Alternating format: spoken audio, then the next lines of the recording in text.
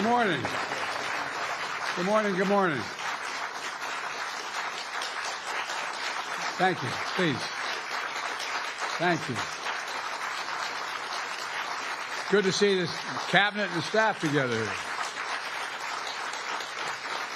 Thank you.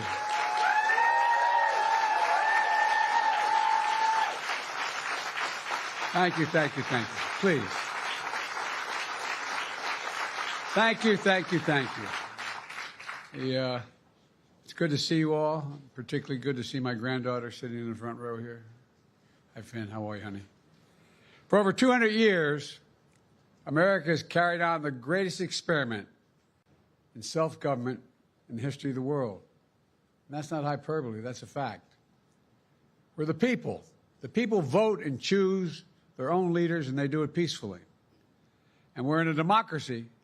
The will of the people always prevails. Yesterday, I spoke with President-elect Trump to congratulate him on his victory.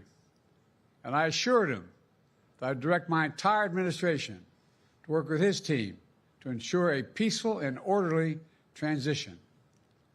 That's what the American people deserve. Yesterday, I also spoke with Vice President Harris. She's been a partner and a public servant. She ran an inspiring campaign, and everyone got to see something that I learned early on to respect so much, her character. She has a backbone like a ramrod. She has great character, true character.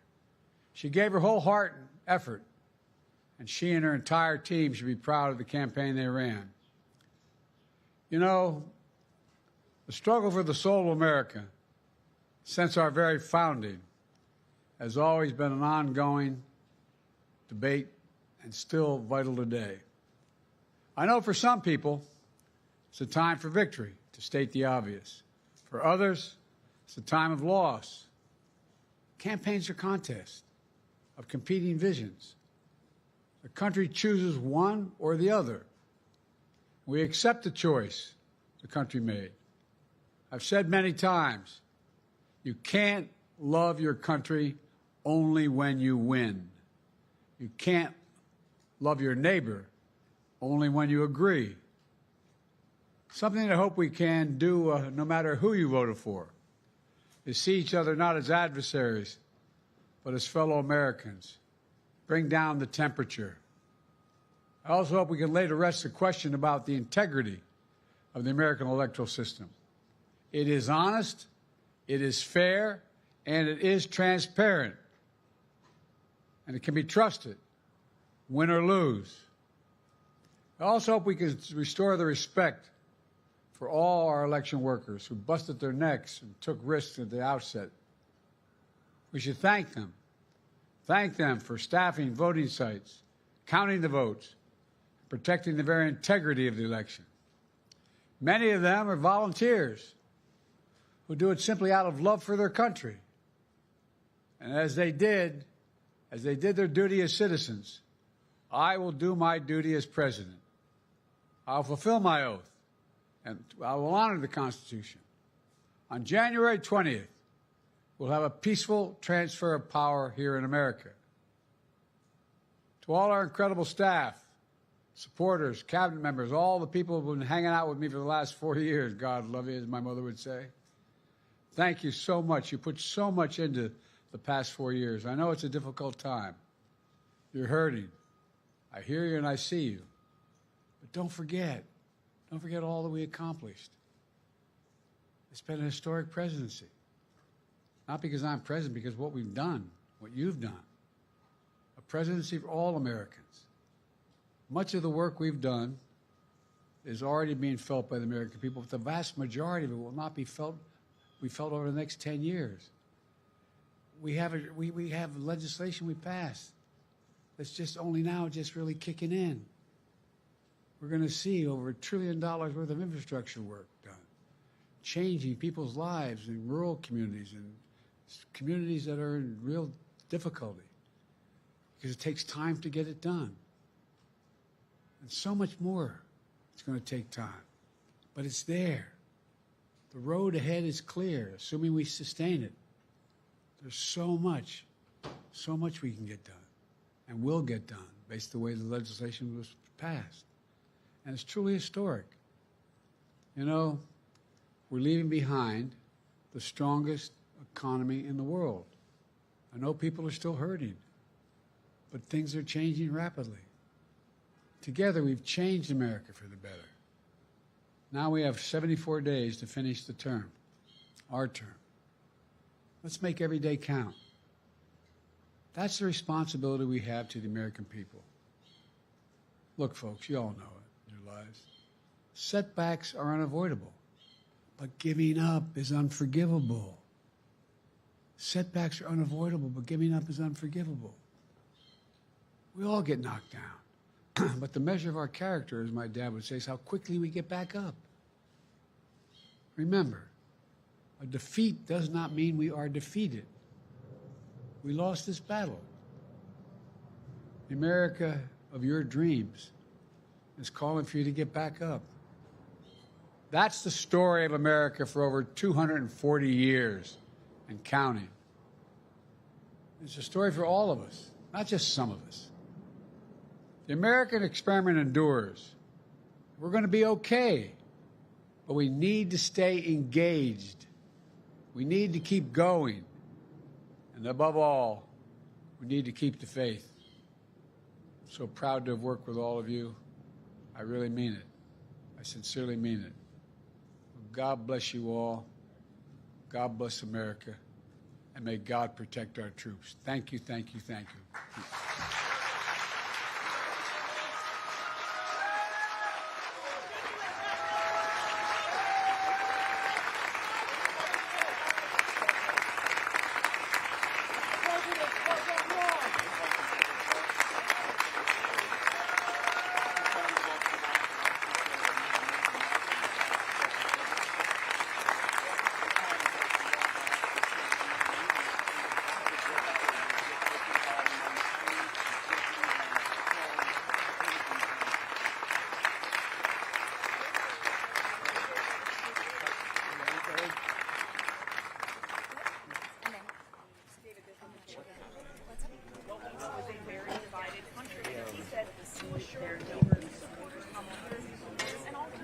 And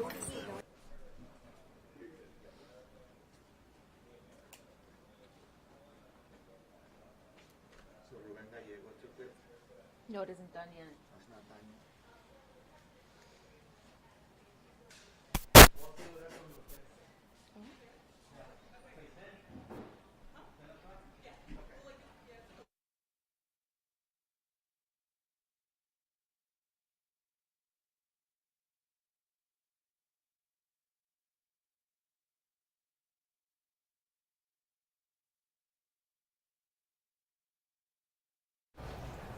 Hey friends, thanks for joining us or staying with us for Unscripted on 13 Plus. So just kind of getting our bearings here, hearing from President Biden, who just gave an address after, of course, election results came in earlier this week.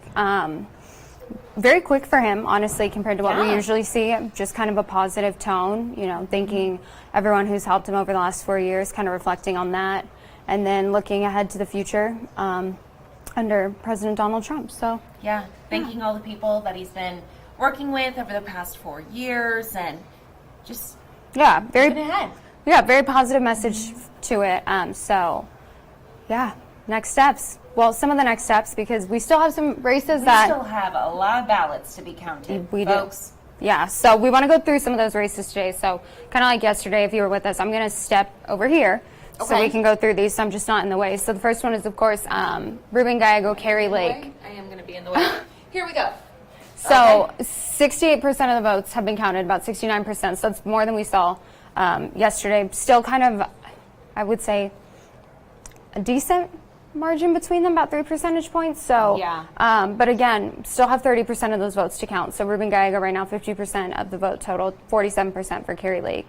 Yeah, this morning when we checked in, she had 48% of the vote. So I believe they've counted a little bit more this morning. Yeah. Not sure what time. Do you know what time they started recounting at? I don't. God bless them. Oh, okay. We need Carson. Yes, this is a figure out as we go kind of situation. So definitely a race that we're keeping an eye on, of course, the race for Senate, but still not a done deal. So, yeah, just some uncertainty with that one. The next one we'll go to is the race between Siska Mani and Kirsten Engel. So this race got a lot closer since they started counting votes. At first, Kirsten Engel was in the lead. Now Juan Siska Mani leading by 2,000 votes this morning. So, yeah. Very close. Very close. Again, still a good amount of ballots to be counted. Not sure if that's going to be, if they're going to be finished with those ballots by today, tomorrow. Now, they did say when we talked to the county that they're hoping to be done by the weekend. So hopefully we get some answers here soon. But again, very close race for the U.S. House District 6. Yeah, so good time to plug our app again, because as soon as we know any of the results on these races, we will send that out to you and you'll get a push alert. So just a good reminder to have those notifications turned on. Now, Pima County Sheriff, this is another race that we're keeping an eye on. About 59.7% of the votes in right now. Chris Danos is leading, who is the incumbent in this race. Heather Lappin, 48% of the votes right now, but again, only 60% of those votes in, so still could be anyone's at this point. Yeah, I feel like that's the situation for all three of these races. Yeah, they're too close for comfort. It's amazing how when we look at like some of these like local races and state races, the presidential race, I think that came in a lot faster than people were expecting it to. And now we're looking at some of the local races and we're like, yeah, we don't know. So yeah, just something we're keeping an eye on for everyone today. We'll keep you updated, though. Make sure that you do have our mobile app. And you can also go to our website and just kind of view all the election results on there as well. Absolutely. So we do want to talk about something else that we are monitoring today. The Federal Reserve is going to be announcing a decision on interest rates. So its latest interest rate decision will be today at noon. Now, the Fed did keep interest rates at a 2-decade high for a year to rein in inflation. And we know in September they finally cut rates by 0.5 point. Inflation has been falling, but not as quickly as estimated. Meanwhile, the presidential election results and signs of a cooling labor market will likely impact the Fed's decision. We are going to watch that speech. We'll obviously update you with the very latest on their decision. Again, that's supposed to happen around noon, so make sure to tune in to 13 News at noon. We'll also have something online for you. And taking a live look outside today, seeing some snow on the ground still there on Mount Bigelow, but it's one of those things we were talking about this morning. The climate doesn't really change here in Tucson, like the trees and the foliage, like other places we see the trees start to change colors and you can see the trees lose leaves, and so it's getting colder, but we kind of are deceived here because we have so many cactuses that, like, looking at a picture, you can't really tell how cold it is outside. I know. It is very cold out there, though, folks. So if you are heading outside this morning, make sure to grab a jacket. We did start the morning with highs really just in the high 30s, which was crazy to see.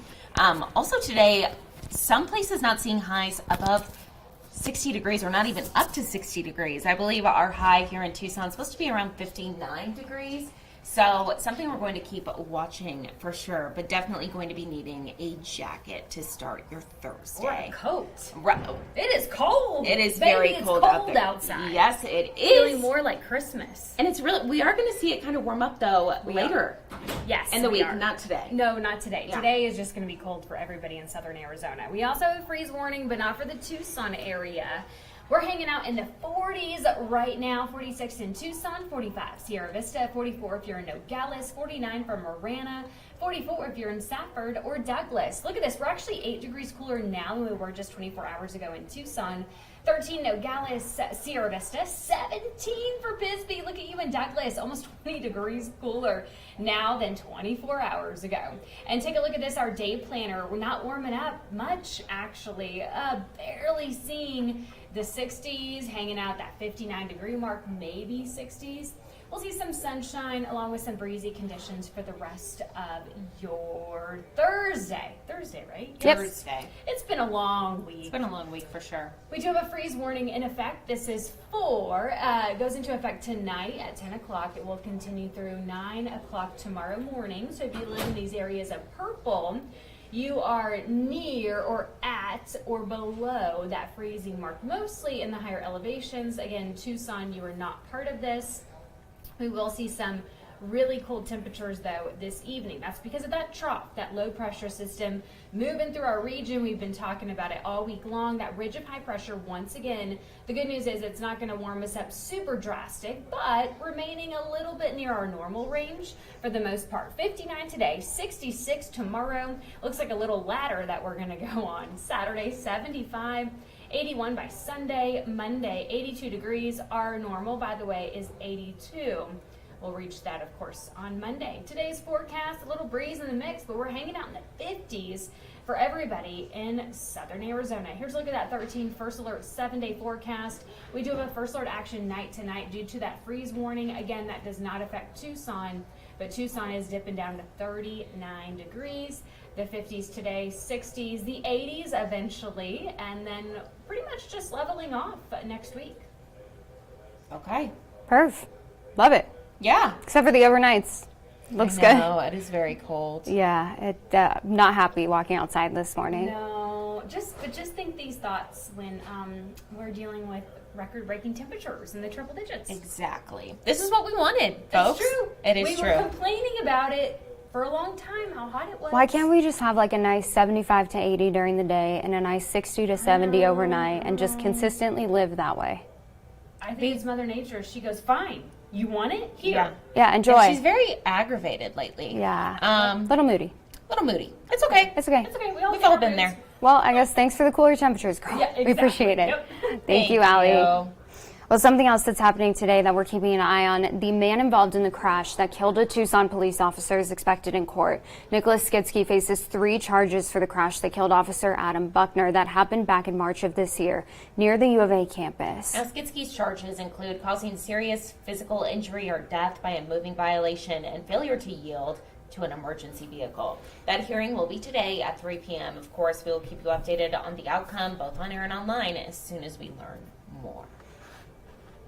And you may not know this, but November is actually National Homelessness Month, and in Pima County, the number of people living on the streets has actually increased 60% between 2019 and 2023, so just 4 years. Our very own Tallulah Ajayi has more on a local effort to tackle one of Tucson's most pervasive issues, homelessness.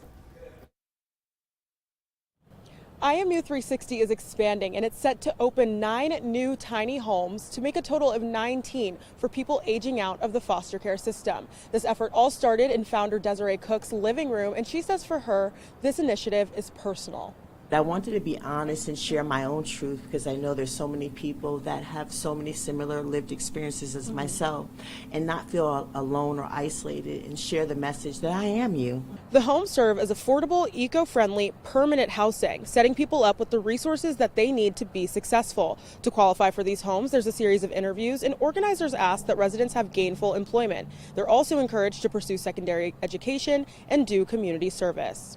And now the organization is putting its finishing touches on the tiny homes, all ahead of their ribbon cutting on December 3rd. For more information on the organization, and if you want to donate to their Amazon wish list, you can find that on our website at KOLD.com. Reporting in Midtown, I'm Tallulah Payajayi, 13 News.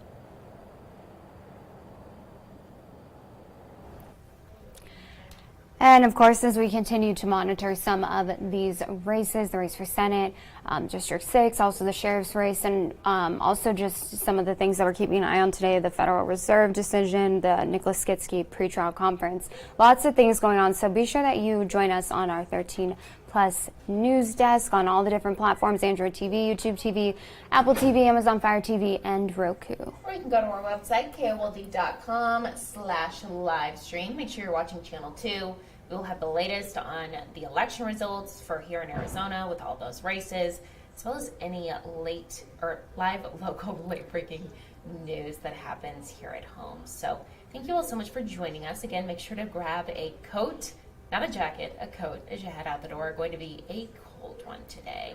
Yeah, good day to layer up. So stay warm. Thanks for joining us. We'll see you back here tomorrow morning, and have a great rest of your Thursday. Thanks for watching.